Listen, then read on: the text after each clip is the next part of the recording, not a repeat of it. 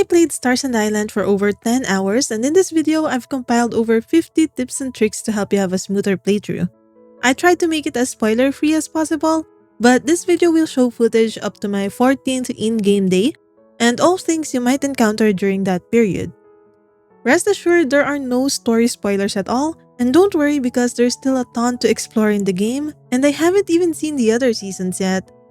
I have been given an early access to the game by the Starsand Island team, and all footage were recorded from an early version of the game before its official release. I will put a pinned comment for any changes that might happen once the game is out to the public. Let's start with the character creation. When you choose your character for the first time, the first option that appears is for the outfits. However, I suggest that you go to the next page first, and on the last option here, you get to choose your skin color. I spent a lot of time choosing an outfit and a hair color for my character, only to find out that it won't match the skin tone that I want my character to have. So I suggest you go here first for the skin tone, then make your character, then choose your outfit. I also sent a feedback for the order of character creation, and I'm hoping it will be changed sometime soon. While making your character, you'll also see an option to adjust color to anything that you want. There are color presets and sliders that will help you fully customize. However, if you choose another hairstyle, the color will reset and you will have to adjust it again. This might happen a lot of times, so I recommend noting down these numbers over here so that you will easily be able to pick the color that you want for your character again. The same is true with the eyebrows. It will be helpful if you already know your hair color so you can match it easily. If you're wondering how I got this really cute outfit and hairstyle even if it's not on the initial options, it's because you will be able to unlock more clothing options and hairstyles as you play the game. You can get them by completing quests or from treasure chests. Sometimes the outfit will go straight to your wardrobe, but sometimes you will need to make them yourself using a sewing table that you can craft by getting the blueprint from the general store. Another way to get more customization options is by going to shops. For more clothes, go to Ethereal Styles. They will also sell patterns so you can craft the clothes yourself instead of buying them. For more hairstyles or face customizations, go to Bloom Atelier. When you sit on the vanity stools there, you'll be able to change your hairstyle, facial features, and even your skin tone. Like the outfits, more hairstyles will unlock as you progress in the game. There is an option to set presets from your wardrobe. You can wear an outfit that you like and save it as a current preset. And that way, you will be able to switch easily. You can save different presets for your pajamas and your swimsuit too. The same is true with your hairstyle and face features. You can always save your presets so you can easily change if you ever want to. My next tip is to pay attention to your mailbox because NPCs will be sending some gifts. The Starsand Island Community Center will also sometimes tell you about special events at certain locations for limited times. You can click the locate button for a tracker to appear as a reminder. But if you track something else, the reminder will get removed from your screen and you can easily miss the event. And trust me, you don't want to miss this Blue Tears event over here. Keep an eye out for yellow charity boxes located near the shops. You will get helpful items related to that shop from time to time. I do feel a little bad looting the charity boxes though. There are also some treasure chests that you can loot hidden across the map. Sometimes you will see these glowing lights and it will lead you to some sort of parkour challenge. If you complete it, you will get treasure chests as well. The map offers a lot of useful information. Most beginner quests will only take you around Starsand Island, Green Meadow, and your home, but I suggest you take the time to fully explore the map. There's a big area over here to explore with an NPC who doesn't go to town much and you might miss them. The map shows characters roaming outside, the buildings, and how many people are inside. For example, if Chrono Arcade has a number 2 sign, it means there are 2 people there. It also shows your quests and any pinned areas if any. You can track things by clicking on icons. For example, if I want to give Aurelius a gift, I can click on his icon and click track. A flag will appear on my map and my minimap will show the route. You can also create your own markers. If you find a special fish location, you can track it with your right mouse button. If you just want to explore a general location, just left-click on it for a tracking guide to appear. From the map, you can also see shop business hours. The icons might show 10 to 21 o'clock everywhere, but the real shop hours appear on the description when you click on them. Remember, I'm playing a test version, so this bug might be fixed by now, but I still wanted to put it just in case. Talk to tourists as you go around town. Some will have speech bubbles, like this person saying, "Who can help us take a group photo?" You can offer to take their photo, which is a nice way to feel part of the town. Plus, they will give you some rewards for your help. You can also listen in on conversations. If you go to a general area where some people appear to be talking, there is an option to listen. If you go to a specific person, there's an option to talk to them individually, but I think being able to listen in on conversations they are having with each other is a nice touch. You can save your game at any time by pressing escape. In settings, there's also an autosave feature you can set from every 3 minutes to every 20 minutes. This is really good for an early access game where bugs can still happen since it ensures you won't lose much progress. The game also autosaves when you sleep. When you exit, you will see a dialogue saying your progress will be saved automatically. Pay attention to this because in some areas, it will say your progress will not be saved. Make sure you are in an area where progress saves automatically or save manually yourself before exiting. At 2 a.m., your character will pass out and you will have less stamina the next day. If you pass out for 3 days in a row, you will need to sleep a full day to fully recover your stamina. There will be a lot of reminders when it's getting late, so make sure you start heading home when it happens. You will craft a lot in this game, so you need to continuously gather wood and ores. The trees right outside your door regenerate at the same place every day. If you have spare stamina at the end of the night, quickly gather materials before heading to bed. For tools, you have two options. A short click does smaller damage and consumes 2 stamina, while holding your mouse button does more damage but consumes 3 stamina. If you want to be efficient, use long press until the tree or rock has little health left. Then use the shorter press to fully chop the tree. Eventually, you will be able to expand your farmland. Once you unlock areas around your house, the trees and stone will no longer regenerate in those parts. You can still collect resources in other parts of the map, but having them near your house is convenient. Consider this when expanding your area. When looking at your inventory to figure out what to sell or throw away, pay attention to item icons. If an item has a quest marker, you need it for a quest and you should be careful not to use it up. However, this only works for quests that are currently pinned or tracked. If you untrack a quest, the marker disappears and you might accidentally sell it. So if you're collecting items you don't want to accidentally sell, make sure the quest is currently tracked. For crops, there's an icon indicating the crop won't grow in the current season. Pay attention to it so you don't accidentally buy seeds that will not grow in the current season. There are 5 professions to choose from at the start. You can do all quests eventually, but the game suggests starting with crafting, and I absolutely agree. Crafting unlocks useful items that help with other professions. You will also be able to craft skateboards and rollerblades from this profession, which is a much faster and fun way to navigate the world compared to running. Once you start profession quests, check your Workpedia regularly. For each profession level you unlock, there are buffs you can buy using star notes and you should take advantage of it as early as you can. I recommend maxing out the efficiency boost buff from crafting profession. You will get more wood and ore from chopping and mining, and as I said, you need a lot of these materials. As you progress in the crafting profession, you will start to get blueprints with many requirements. You can track what you need by clicking the track option. It will pin it on your UI and show which items you need to gather for the blueprint. This also works for cooking recipes, by the way. There are public work tables scattered around town and the map. You can use them to quickly craft items for quests without returning home if you need to. Work tables access items from your storage boxes. Even if you don't carry all crafting ingredients, as long as they're in storage, you can use it. There are many vehicle options in this game. You can rent cars, motorcycles, boats, and even animal mounts. I highly suggest trying everything. Rollerblades are convenient for short distances, but for further travel, you'll want faster vehicles. As you progress, you will get free rental passes that you can use to try different options. Skateboards and rollerblades can be summoned from your toolbar, but you have a separate menu for vehicles that you can access by clicking R. You can choose your favorite vehicle and you will be able to summon it instantly by holding the R button. Vehicles take a while to accelerate, and you might be better off using them on wider roads, but they are definitely faster. Remember to end your rentals though. I accidentally rented a vehicle for several days, and even without using it, my bill went up. You can end the rental right away to not be charged too much. You can sit on chairs and benches to restore stamina gradually.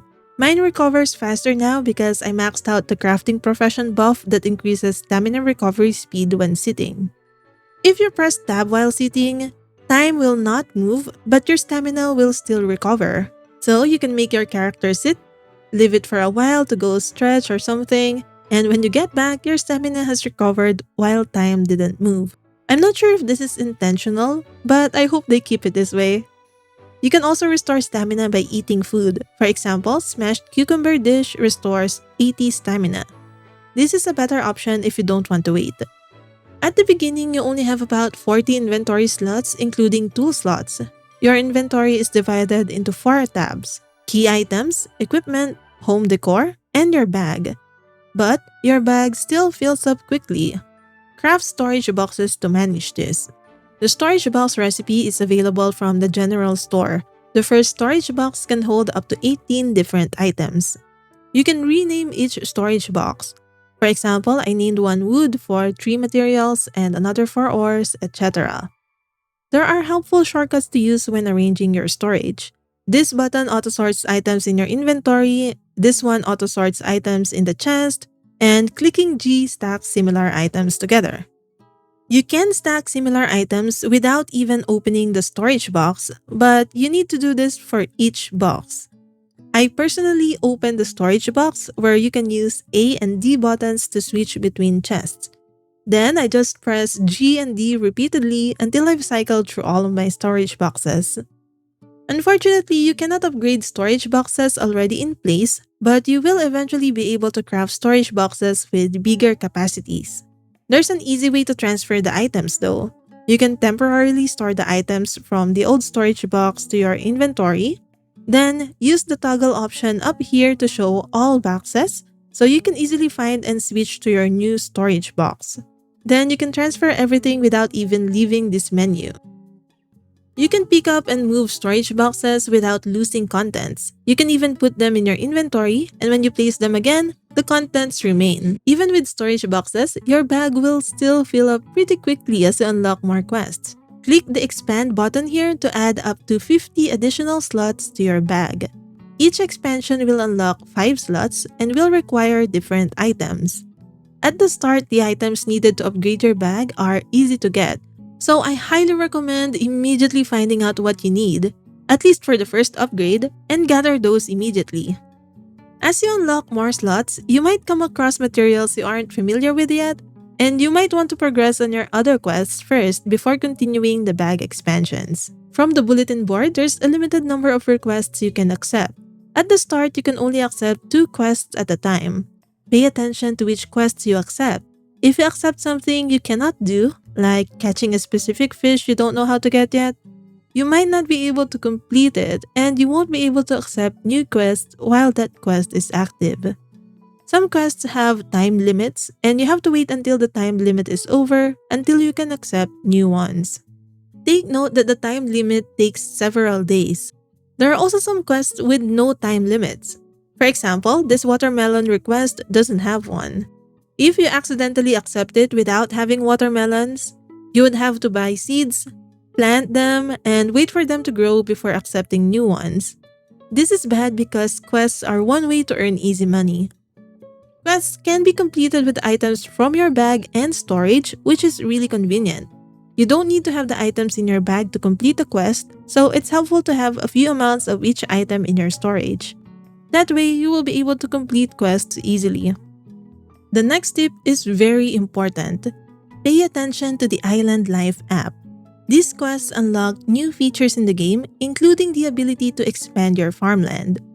I got stuck at one level for a long time because I was procrastinating decorating my house and hadn't placed any furniture items for a week or so. When I finally paid attention and finished that task, I unlocked a lot of stuff. One reward I'm sad I didn't get sooner is the ability to buy land for my farm.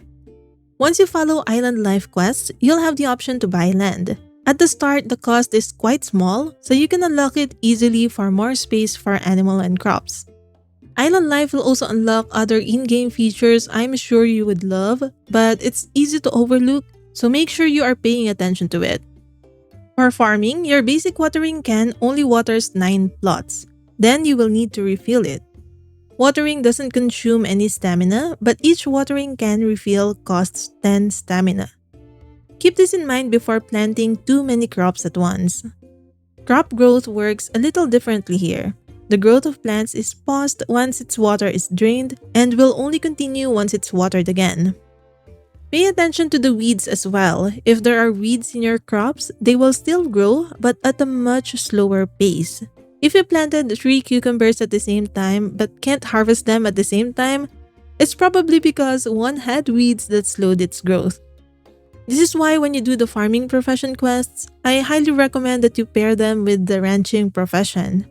Rabbits are the first ranch animals you'll have, and they can help maintain your farm by removing weeds up to a certain number of times per day. They are very helpful in ensuring crops grow at the most efficient pace.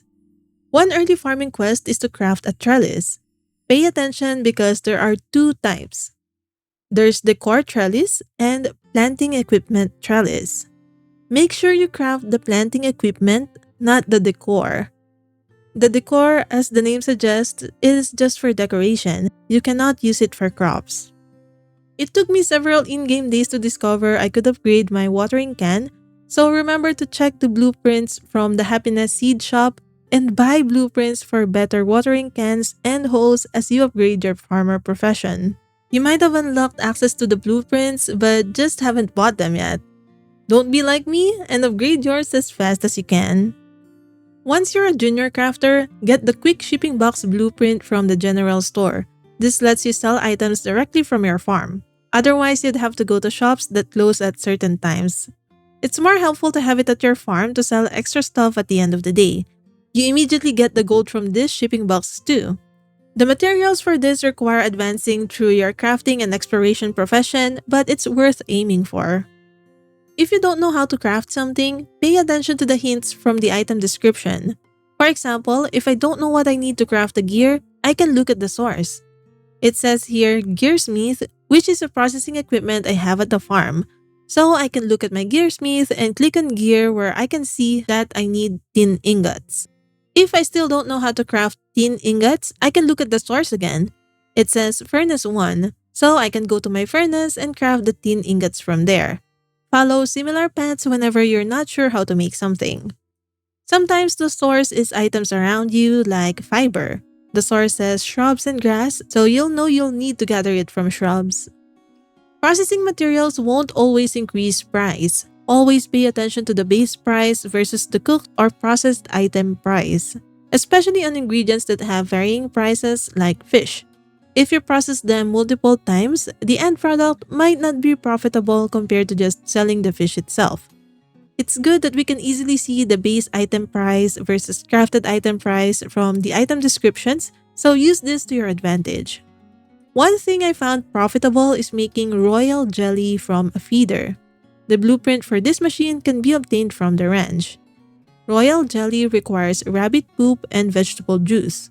Rabbit poop accumulates in the rabbit hatch once you have rabbits. For vegetable juice, you need to use a separator to process vegetables.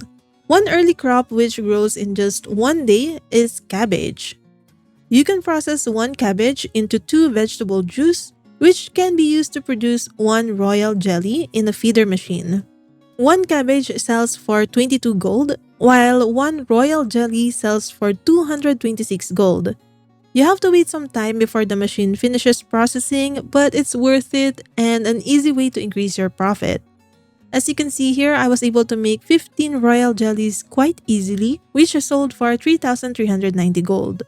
Do let me know in the comments if you've found an easier way to make early game money though. From your smartphone, you can access the Socials tab to see all characters you've met. If I want to find a specific NPC, I can click the Locate button over here to track them. This menu also shows if I've already talked to someone and given them a gift that day, which is helpful for building relationships. One early game gift I recommend giving to the NPCs is moonflowers. You can easily get this from the first level of Moonlit Forest, which is accessible from the start and near your house. You can easily collect a lot of it to give to the NPCs. All romanceable characters either like or love this item except for Lauren, who hates it. From the social tab, you can see NPC preferences you've discovered. For example, Lauren's preferences tab shows he hates moonflower and twilight succulents, so I avoid giving him flowers now. He likes grilled chicken wings though, so I might test other food items with him later. You have two options for combat in this game. The first is to fight the enemies yourself using ranged weapons, or you can summon automated combat robots that will auto-aim and fire at the enemy. You will still need to run and dodge the enemy attacks, but I was able to defeat the first boss fight using just the robots when I tried it out. So if you don't like combat, use these robots to fight for you.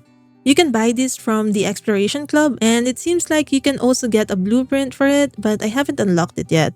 There are some food that will give you a buff in addition to recovering your stamina. For example, fried egg only recovers 60 stamina, but it also has a watering mastery buff. When watering, the same water resources irrigate more plots. If you're gardening, eating a fried egg first means you don't need to refill your watering can as often.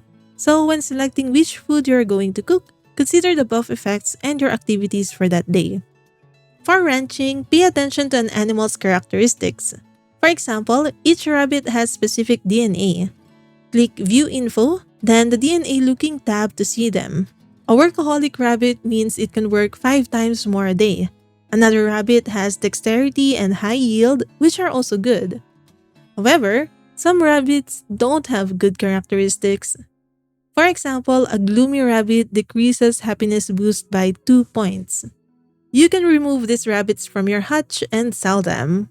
Don't worry because rabbits will breed as long as you have space and a male and a female in a hutch. You will get rabbits with better DNA eventually. Some shops have discounted items that vary per day. At the general store, some ingredients go on sale and it's different daily. Stock up on sale items to save money. At Green Pasture Ranch, there's even a 100% off random feed pack you can buy per day. My final tip is to take your time and just explore. There are lots of tiny details you might miss if you keep rushing from quest to quest. There are a lot of spots that look nice for photos. As you increase the relationships with NPCs, they will even let you take photos with them, which is just adorable. If you see a tourist doing something like using the pull-up bars or riding on swings, there's a high chance you can do it too. These things don't add to progression, but they are fun to discover. For swings, you can even use W and S on your keyboard to move your swing manually. As a bonus, you will recover stamina while having fun. Take your time to explore and don't worry about being the most efficient. You can min-max if that's your thing, but don't get pressured about others' progress. Play at your own pace and style. There is no right or wrong way to play, but I do hope these tips will help you have a smoother experience overall. If you want to watch more Starsand Island videos, make sure to subscribe with your notifications on. Thank you so much for watching!